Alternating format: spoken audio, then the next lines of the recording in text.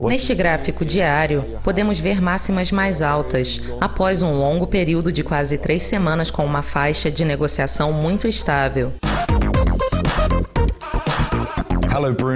Bem-vindo de volta, Bruno. O SP500 está alcançando uma nova máxima. Será que a tendência de alta está sendo retomada?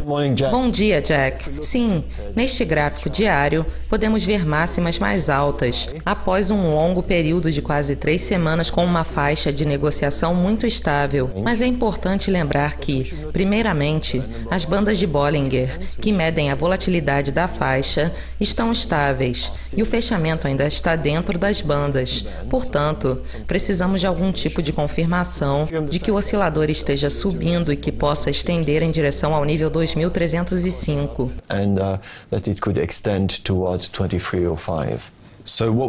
E qual foi o motivo para essa alta na terça-feira? O principal motivo provavelmente esteve relacionado ao setor de materiais e as notícias de que Donald Trump poderá viabilizar a construção de um gasoduto.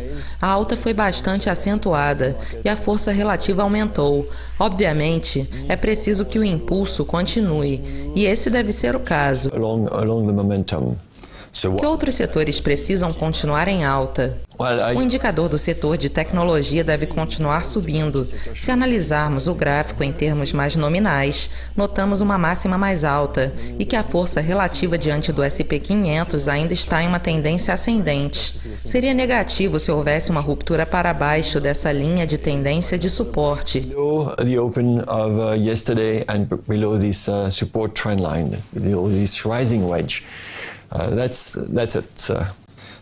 O setor energético também está se saindo bem como setor de materiais? O setor energético teve uma ligeira recuperação. Nós passamos por uma longa correção em dezembro e janeiro, e a força relativa tem diminuído um pouco e os preços do petróleo, representados por esta linha de cor preta, têm estado dentro desta faixa entre 55 e 50. Esta reversão, representada por esta vela branca, deve ser confirmada com uma ruptura acima da linha de tendência, juntamente com esse impulso de alta. O que mais seria necessário para que a tendência de alta do SP500 continuasse? Vamos dar uma olhada na taxa a 10 anos dos Estados Unidos, que ainda está dentro da faixa entre 2,60% e 2,30% desde dezembro. A taxa se recuperou a partir do nível 2,30%, testou o topo da faixa de negociação, caiu novamente e em seguida subiu novamente. Se houver uma ruptura acima desta linha de tendência descendente, o efeito poderia ser positivo para o SP500.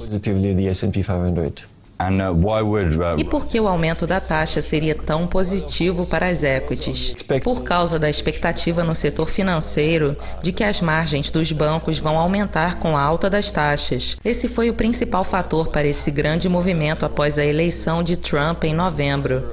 Agora, o setor financeiro tem se recuperado com algum suporte aqui e poderia subir novamente até a linha de resistência e continuar juntamente com um impulso que já está sobrevendido e poderia se reverter. Continue again on the way up along a momentum which has been now oversold and could rebound nicely. E no longo prazo, o SP500 não está sobrecomprado? Vamos dar uma olhada neste gráfico semanal para responder a sua pergunta. Nós temos uma pausa que já dura 3 semanas e as bandas de Bollinger, representadas por esta linha vermelha, estão próximas ao patamar 2320, que seria um nível normal. A única preocupação é que poderíamos ver uma alta e em seguida uma reversão. O impulso talvez mostre um desvio de queda, mas este ainda não é o caso. On the momentum, we might display a bearish divergence signal in a longer lasting correction, but that's not yet the case. Há algum suporte para as equities asiáticas?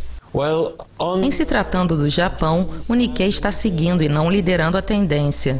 Como podemos ver através desta linha pontilhada, a força relativa tem diminuído e o iene tem subido, prejudicando a alta do Nikkei. É por isso que tivemos essa correção pelas últimas 3 semanas. correction for the last 3 weeks.